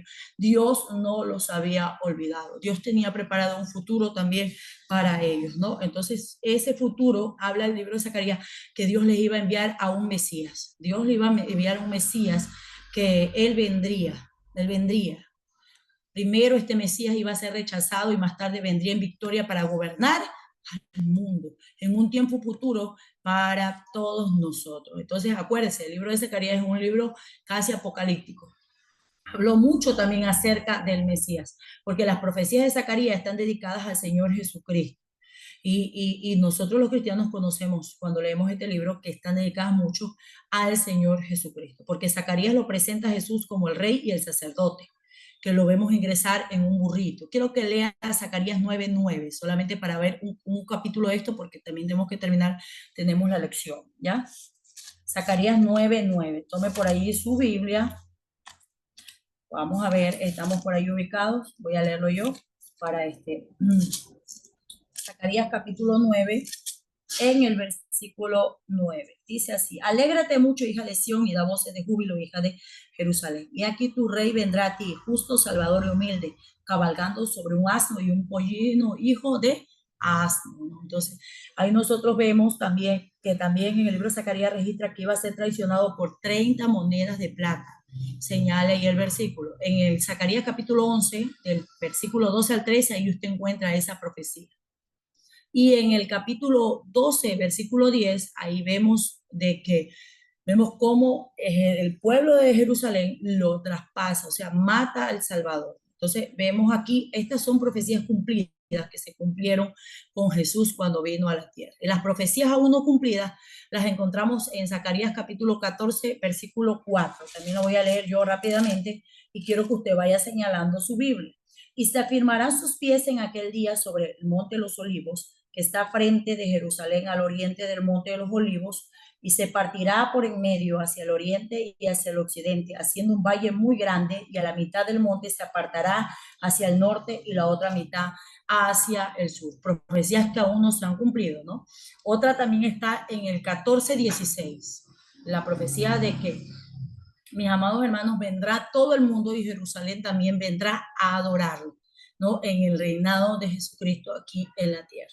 Es también un libro apocalíptico porque nosotros vemos que este libro tiene mucha escatología, revelación del tiempo futuro, ¿no? Como Apocalipsis, como Ezequiel, Daniel y también Zacarías, encontramos allí mucha revelación acerca del futuro, mis amados hermanos. Amén. Entonces, vemos en la profecía de Zacarías cómo Dios muestra el poder, su poder sobre la nación de Israel. Muestra que Él es fiel a sus promesas, que en el futuro Él tiene, como yo les dije, un plan tan grande, y al igual que el pasado ha sido Él un Dios fiel, en el presente también va a ser fiel para ellos. Se lo presenta como el juez justo, como el Dios misericordioso, como el Dios grande en las profecías que nosotros leemos en el libro de Zacarías. Entonces, Zacarías, vamos rápidamente a avanzar. Ahí está lo que yo le estaba diciendo, usted lo va a poder leer después también en su diapositiva. El llamado de Dios, las visiones y el mensaje y la gloria del Mesías, eventos futuros que van a suceder, ¿no? Entonces ahí nosotros podemos ver el llamado de Dios, vemos las visiones de los jinetes, los cuernos del cordel, la visión de Josué y el calendero, la visión del rollo volador y la mujer, y las visiones de los carros y la coronación, el ayuno, la restauración y la venida del Mesías. Entonces vemos nosotros el llamado de Dios. ¿Cómo empieza el libro? Vamos a verlo brevemente. El libro empieza con una breve presentación del profeta Zacarías, ¿no? Y dice en el 8º mes del año segundo de Darío. Entonces, estas profecías, como yo le decía, ocurren 2 meses después de las profecías de Ageo, y ya habían pasado 18 años en que se habían colocado los primeros cimientos, y ahí había quedado toda la cosa inactiva, y el pueblo se había mantenido en silencio, y ahora Dios, a través de Ageo y de Zacarías, comienza a hablarles. al pueblo, le hace un llamado al pueblo a que tienen que reconstruir, volver a reconstruir la obra que ha sido paralizada, ¿no? Entonces, nosotros podemos ver que Dios los estaba llamando a volverse también al arrepentimiento, los estaba llamando a esta gente a que se acerque a Dios. Acuérdense que el templo era el símbolo de adoración, donde ellos podían encontrarse con Dios. Era el símbolo donde Dios, su espíritu, iba a reposar en medio de ese templo. Entonces él quería que el pueblo se vuelva, reconstruya y vuelva a tener esa comunión con él, ¿no? Entonces, por eso es que Dios les está llamando en el libro de Zacarías, les está diciendo que no sean indiferentes ante lo que sucedía ante sus ojos, no se preocupen por ello, sino que comiencen a reconstruir para que vuelva a restaurarse toda la adoración y la comunión con Dios se vuelva a restaurar, ¿no? Entonces nosotros vemos, mis amados hermanos, que ellos por causa del tiempo, de sus ocupaciones, se desentendieron de las cosas de Dios. Y así muchas veces somos nosotros. Nos desentendemos de nuestra relación con Dios. Y Dios nos está llamando porque Dios siempre quiere estar cerca de nosotros y tener esa comunión con nosotros. Dios quiere tener siempre esa comunión con nosotros. Quiero que vea aquí las visiones y los mensajes. Estas son las visiones, perdón, por aquí se me pasó muy largo. La visión de los 4 caballos. Esto nos recuerda al libro de Apocalipsis, por eso le dije que es casi similar al libro de Apocalipsis estas visiones, ¿no? Los jinetes de color rojo, marrón y blanco, ¿no? Además también nos explica acerca además de un ángel que le explica a Zacarías la visión, y no fue el único ángel, pues el ángel del Señor también se encontraba allí. Al parecer estos caballos habían sido enviados por Dios para recorrer la tierra y ellos a su regreso informarles que todo estaba tranquilo, ¿no? Entonces vemos que él tiene esta visión de los caballos allí, esta fue la primera visión. Ahora vemos la segunda visión. Vaya tomando este apunte si usted no tiene para que pueda, porque le digo que va a haber preguntas de la lección. Esta no está. La segunda visión es la visión de los cuernos que también tienen. Los cuernos que eran símbolos de poder y de gloria, ¿no? Ahí habla de los 4 cuernos que dispersaron a Israel, ¿no? A los babilonios, los persas, los de Grecia y los de Roma. 4, mis amados hermanos, cuernos. Y vemos ahí también que Dios levanta 4 carpinteros para enfrentar a estos cuernos, ¿no? Y ahí nosotros también vamos a ver otra visión, la visión del cordel para medir, ¿no? Esta visión también habla, mis amados hermanos, de que Jerusalén sería tan grande, una visión futurista, ¿no? Como yo le decía, Jerusalén sería tan grande que no tendría muros debido a la multitud de las personas, que Dios mismo iba a ser su muralla, eso podemos ver allí. Y Dios llama a los judíos a volver a Jerusalén en un solo grupo, ¿no? Entonces vemos ahí la visión del cordel para medir. Ya, ahora vamos a ver otra visión, la visión del sumo sacerdote, cuando vemos a Josué con vestiduras viles y se presenta delante de Dios y son cambiadas sus vestiduras. Y también vemos otra visión, la visión del candelabro y los dos, del candelabro, perdón, y los 2 olivos. Vemos allí esa visión, ¿no? Cómo el Espíritu de Dios empodera a estos profetas para que también puedan a través de ellos ser reconstruido también el templo. Vemos la visión del rollo volador, que es otra de las visiones que también tiene el profeta Zacarías, ¿no? Entonces vemos allí que el rollo volador representa la ley enviada para condenar a quienes quebrantan la justicia de Dios y que el juicio de Dios va a caer a aquellos que lo rechazan. Vemos la mujer y el efa, que representa a la mujer, la maldad sobre la tierra. La visión de los 4 caballos, también, mis amados hermanos, que asegura la paz necesaria y el establecimiento del reino que va a traer un renuevo a la tierra, ¿no? Vemos también la visión de la coronación de Josué, también lo vemos allí. Y también vemos el mensaje del ayuno, ¿amén? El mensaje del ayuno. Eso es lo que nosotros encontramos en el libro de Zacarías. Encontramos también la promesa de que Dios va a restaurar también a Jerusalén, ¿no? que va a haber un tiempo de restauración donde Él habitará en medio de ellos, escribirá sus leyes en sus corazones, ellos serán su pueblo y Dios estará con ellos para siempre, ¿no? Entonces vemos también eso, encontramos allí en el capítulo 9 al capítulo 14, capítulo 9, versículo 14, vamos a ver la gloria del Mesías, el juicio de las naciones. Los pueblos se van a asombrar al contemplar el juicio divino sobre sus ciudades. Las ciudades serán destruidas. Sigue la marcha cuando nosotros vimos, mis amados hermanos, allí que también Jerusalén fue conquistada. Y en medio, mis amados hermanos, de todo esto, dice, en medio de esta lucha, se presenta el perfil del futuro rey de Sión, donde dice, llénate de alegría, hija de Sión, y da voces de júbilo, hija de Jerusalén. Mira que tu rey justo viene, tu salvador humilde, montado sobre un asno y un caballo. Entonces nosotros ya hemos visto eso sobre un pollino, perdón. Entonces esto es lo que nosotros encontramos en el libro de Zacarías, la restauración total de su pueblo, del pueblo de Dios, ¿no? Entonces, ahí también vemos que a través del profeta les demanda de los pastores inútiles, falsos profetas que habían allí también en este tiempo, que sacrificaban el rebaño. Vemos que también en este tiempo se hacían muchas cosas malas, pero ahí les dice que un día vendrá el pastor de pastores que lo va a pastorear conforme a la justicia, ¿no? Entonces nosotros encontramos todo eso allí, la gloria del Mesías, todo lo que el Mesías traerá, la liberación futura para Jerusalén, ¿no? Entonces ahí nosotros podemos ver, mis amados hermanos, que el Mesías vendrá y gobernará a su pueblo, ¿no?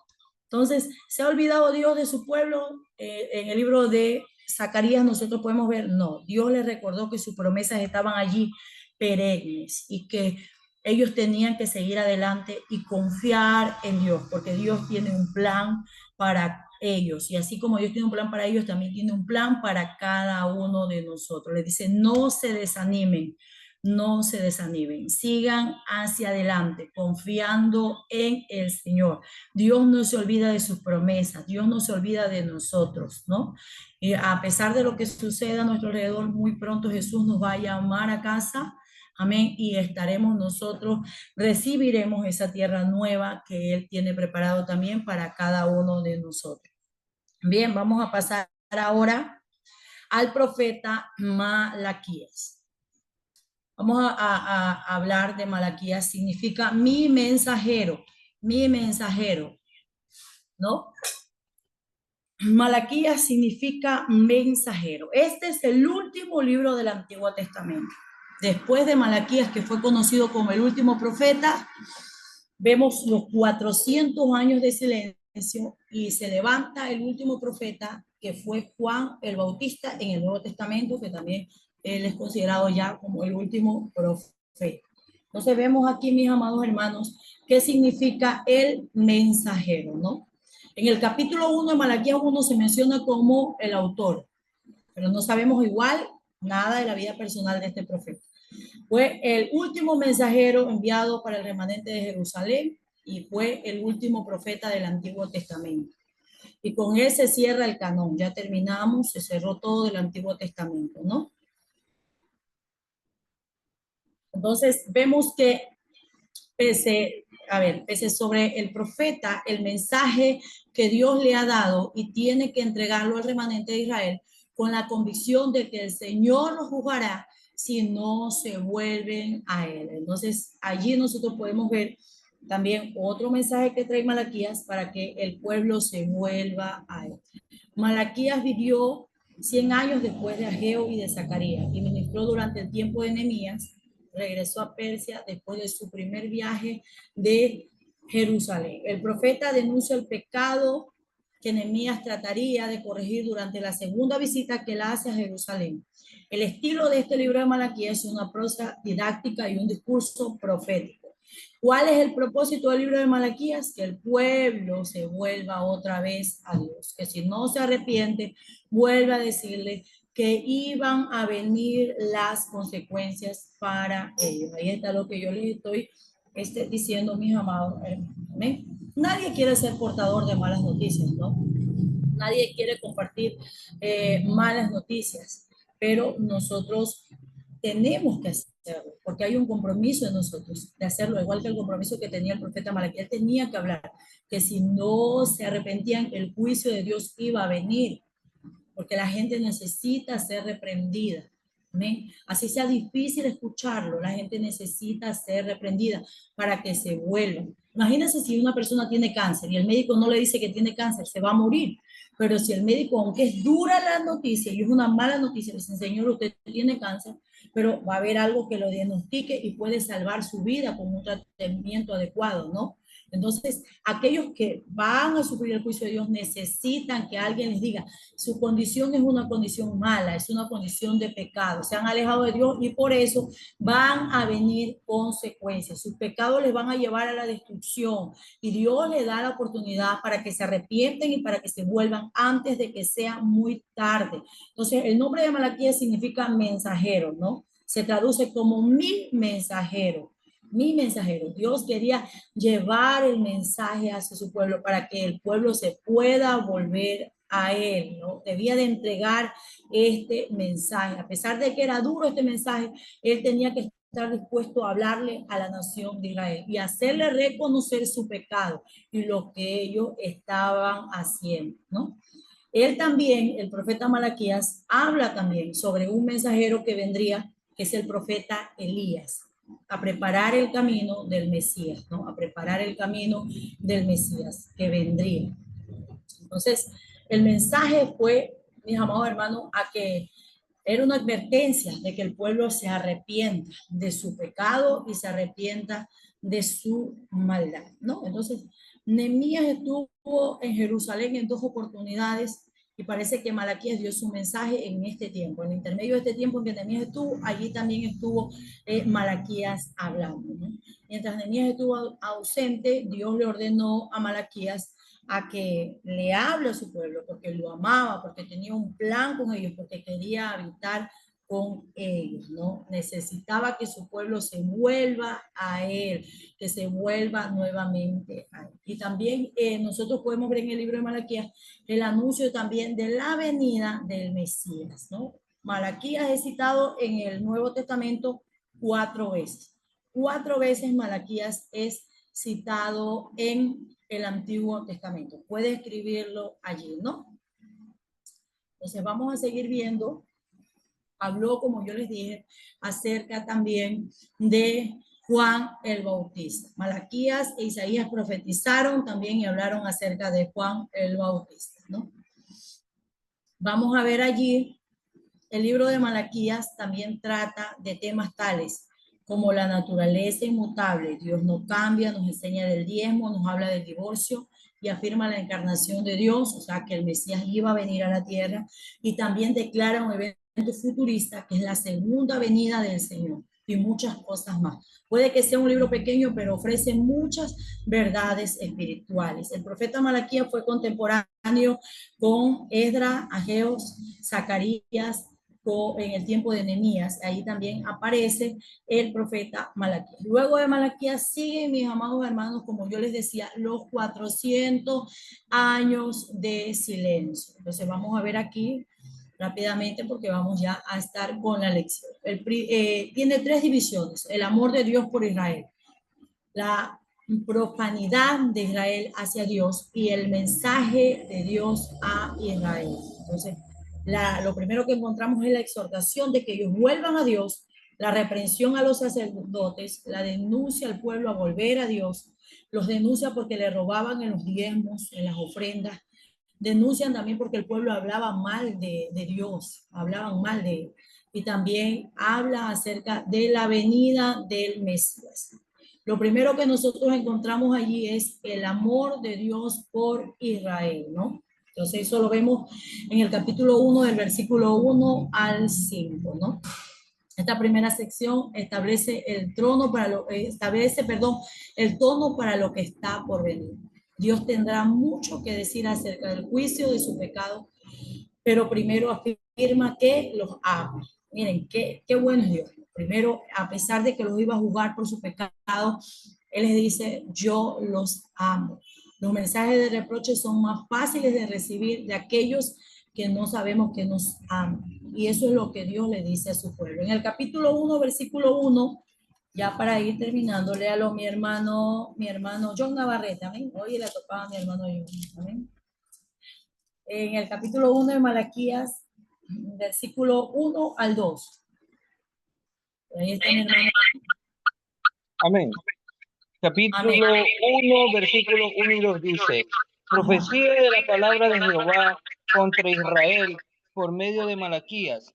Yo os he amado, dice Jehová, y dijisteis: ¿en qué nos amaste? ¿No era Esaú hermano de Jacob? Dice Jehová, y amé a Jacob. Entonces, mire, él empieza mostrándoles primeramente que una muestra de su amor, ¿no? Le dice, yo escogí, aunque Esaú era mejor, yo escogí a quién, a Jacob. Lo hice un pueblo, yo los amo y juzgué a los hijos de Esaú, ¿no es cierto? Y le di lo mejor a Jacob, le di lo mejor a Israel. Le prometí una tierra fértil, que iba a fluir leche, que iba a fluir miel, mas sus pecados la contaminaron. Incluso ahí Dios en su gracia los restauró de su tierra y los libró del cautiverio. Entonces, él le dice que el amor de él hacia ellos es grande, rebasa todos los límites. Amén. Porque Dios es un Dios grande, un Dios de misericordia, ¿no? Entonces, ahí nosotros vemos aquí, en la segunda parte, la profanidad de Israel hacia Dios. Ahí vemos. Menospreciaban su nombre. Dios se vuelve ahora hacia los sacerdotes, a los líderes espirituales que encontramos en el libro de Malaquías. Ellos no honraban a Dios, tomaban lo mejor para sí mismos, no querían obedecerle, no valoraban el privilegio de servir a Dios, porque servir a Dios es un privilegio, servir a Dios en el altar es un privilegio. Pero ellos tomaban lo consagrado, ellos se cogían lo mejor y traían lo peor para Dios. Y eso es lo que el Señor les está también hablando. Ellos menospreciaban su nombre. Sin embargo, a pesar de que lo menospreciaban, Él entra primero diciendo, yo los he amado. Mira, ahí en el capítulo 1, versículo 10, ¿quién de ustedes cierra las puertas o alumbra mi altar sin cobrar nada? O sea, miren, imagínense, hasta cobraban allí en este tiempo. Lo que ustedes hacen no me agrada. Estaban profanando, estaban haciendo lo malo delante de Dios, ¿no? Entonces nosotros vemos allí, menospreciaban el pacto. Para los sacerdotes no les importaba nada, nada, no les importaba honrar a Dios. Ellos no hacían que el pueblo se alejara del pecado, sino que ellos estaban haciendo lo malo. Más los sacerdotes en los días de Malaquía en realidad hacían, en más de hacer volver al pueblo, los hacían descarriar. Cada uno hacía lo que le convenía. Trabajaban, mis amados hermanos, por dinero. Imagínense, era terrible. Traían lo enfermo, lo cojo. Cuando usted lee allí, dice que traían lo peor para Dios. Y Dios les demanda eso. Estaban profanando el nombre de Dios, menospreciando el pacto como cosa ligera. Ellos pensaban que esto se podía hacer. ¿Amén? Y entonces Dios los acusa a los sacerdotes, que han hecho tropezar a la gente, corrompieron el camino de la verdad. Incluso dice que en este tiempo hubo mucho divorcio, se divorciaban, dejaban a las mujeres, miren, dejaban a sus esposas judías y se casaban con mujeres paganas. Este versículo sí quiero que lo lea mi amado hermano, por allí vamos a verlo. En el libro de Malaquías 2, del 14 al 16. Yo lo voy a leer, pero subrayelo usted en su Biblia. Mire todo lo que estaba sucediendo. Pues el Señor ha visto que has sido desleal con la mujer de tu juventud, con tu compañera, que hiciste un pacto. ¿Acaso Dios no lo hizo solo ser en el que abunda el espíritu y que un solo ser? Pues porque buscáis obtener una descendencia para Dios. Así tengan cuidado con su propio espíritu y no sean desleales con la mujer de su juventud. Vaya leyéndolo conmigo, porque el Señor y el Dios de Israel claramente ha dicho que aborrece el divorcio y a quienes encubren la iniquidad. Tengan pues cuidado con su propio espíritu y no sean desleales. Miren todo lo que estaba sucediendo en este tiempo cómo profanaban el pacto que Dios había hecho con ellos. Incluso imagínense, cambiaban a sus esposas, que siendo judías, las dejaban y se casaban con mujeres paganas. Entonces, por causa de esto, iba a venir ruina, iba a venir pobreza, amén. Iba a venir mucha hambre para ellos, porque ellos estaban haciendo lo malo, ellos estaban dañando su hogar, dañando su familia, y Dios les reclama todo esto, ¿no? Entonces, el Señor al último les dice, ya ustedes me cansaron. En el libro de Malaquías capítulo 2, versículo 17, el Señor dice, ya ustedes me han cansado, ya con sus acciones ustedes me han cansado. Y todavía se atrevían a decir, ¿en qué te hemos cansado? No reconocían que ellos estaban haciendo lo malo. El Señor le dice, ustedes están actuando mal, no me están agradando. Y ellos no reconocían que estaban haciendo lo malo, ¿no? Entonces, ellos decían, si Dios es justo, no va a hacer nada en contra de nosotros, ¿no? Pero entonces a Dios se le colmó la paciencia por causa del pecado de ellos. Aquí está lo que yo les estaba diciendo, ustedes pueden señalarlos ahí. Ya vamos terminando, mis amados hermanos, y vemos el mensaje de Dios para Israel, ¿no? Ahí vemos el mensaje en el capítulo 2, versículo 17. Ellos, como yo les digo, parecían creer que a Dios no les importaba su pecado. Entonces Dios les responde, les dice que va a enviar un mensajero, ahí habla acerca de Juan el Bautista, ¿no? Ahí está Malaquías capítulo 3 en el versículo 1, ¿no? Y en el capítulo 3, versículo 5, les habla que el Señor derramaría de su juicio contra todos los que hacen injusticia. Ahí está en el capítulo 3, versículo 5. Miren las injusticias que se hacían en este tiempo. Ahí está, ahí les estoy poniendo para que ustedes puedan leer. Miren, me dispondré, dice, juran mentira los explotadores contra los que defraudan en su salario al jornalero, a la viuda, al huérfano, y contra los que no les hacen justicia a los extranjeros, ni tienen temor de mí. Mire, todo lo que estaba pasando allí. Ahí, entonces Dios les envía este mensaje a ellos. Ellos tenían que volverse a Dios. También les habla en el capítulo 3, del versículo 1 al 4, les habla sobre el diezmo. El pueblo le estaba robando los diezmos, las ofrendas. La gente no estaba siendo fiel con las ofrendas. No solo le robaban a Dios, sino que ellos también se robaban a sí mismos. Y todo esto el Señor les demanda a ellos. Y por causa de su pecado, Dios, por ser egoístas, dice el Señor, yo voy a cerrar los cielos, no va a haber lluvia, voy a traer ruina en sus cosechas por causa de su egoísmo, porque no le dan a Dios lo que a Él le corresponde, porque querían regatear con Dios, dar lo que ellos querían o unos nos daban nada, ¿no? Entonces, ahí nosotros podemos ver, ¿no? Dios no era que necesitaba de su plata o que Él estaba en bancarrota, sino que Él quería ver, el diezmo es una muestra de obediencia hacia Dios y de agradecimiento por lo que Él nos ha dado a nosotros. Amén. Es una muestra de gratitud por lo que Dios nos ha dado. Entonces, vamos nosotros a estar, vemos también allí, donde Dios también hace en el capítulo 3 del versículo 13 al 16, la diferencia entre lo bueno y lo malo, ¿no? Ahí puede irlo subrayando en su Biblia para que lo vaya leyendo en su casa. Y vamos a ver, vamos a seguir viendo por acá la conclusión, ya para ir terminando, mis amados hermanos. Vamos a ver la conclusión.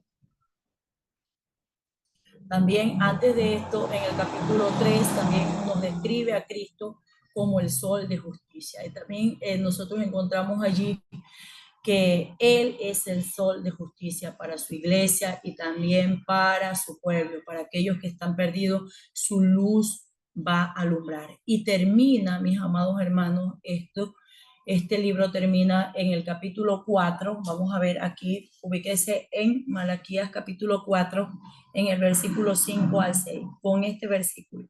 He aquí yo os envío el profeta Elías antes que venga el día de Jehová, grande y terrible, y haré volver el corazón de los padres hacia los hijos y el corazón de los hijos hacia los padres, no sea que venga y hiera la tierra con maldición. ¿Mm? Entonces, allí nosotros vemos, mis amados hermanos, ya estamos terminando en el capítulo 6, que la palabra de Dios estuvo después de esto, no hubo palabra de Dios. 400 años de silencio hasta que nuevamente continúa Dios visitando a su pueblo. Y en estos 400 años Dios estaba preparando a su pueblo, amén, para la venida del Mesías, amén, para la venida del Mesías, para la venida de su mensajero también, que era Juan el Bautista. Estos 400 años de silencio que quizás ellos vivieron, Dios les dio la oportunidad de arrepentirse. Pero cuando viene Jesús, los encuentra haciendo lo mismo.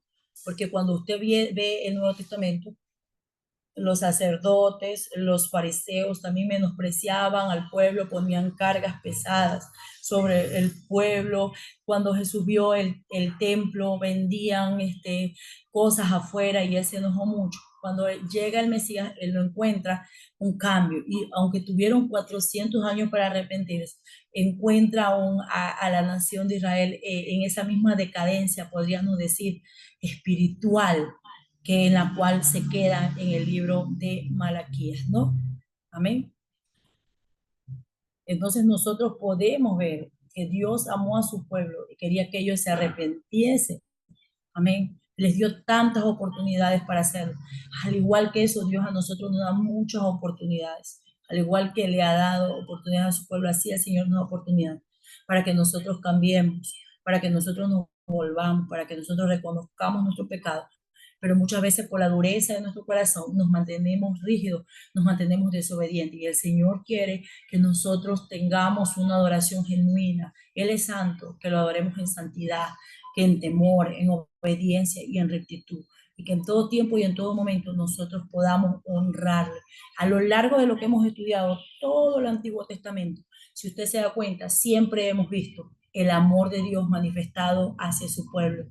Las promesas de Dios allí, perennes con su pueblo. Sufrieron ataques, devastaciones, destrucciones, cautiverio, dolor.